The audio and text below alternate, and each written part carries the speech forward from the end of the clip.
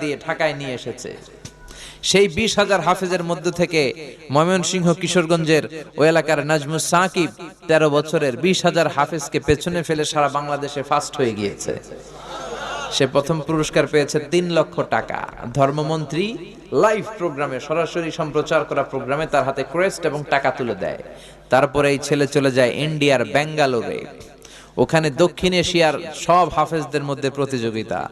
ইন্ডিয়ার ব্যাঙ্গালোরেও নাজমুস সাকিব, আমার দেশের 13 বছরের নাজমুস সাকিব বাংলাদেশের অহংকার, দক্ষিণ এশিয়ার সবগুলো দেশকে পেছনে ফেলে ইন্ডিয়াতেও সে কম্পিটিশনে ফার্স্ট। এরপর সে চলে গিয়েছে KSA, the kingdom of Saudi Arabia. এখন আর দেশের গণ্ডি নেই, উপমহাদেশীয় গণ্ডি নেই, এখন আন্তর্জাতিক পরিমণ্ডল, ইন্টারন্যাশনাল প্ল্যাটফর্ম। সেখানেও গোটা বিশ্ব থেকে চান্স পাওয়া 70 দেশের হাফেজে কোরআনকে পেছনে ফেলে আমার নাজমুস সাকিব সৌদি আরবেও ফার্স্ট।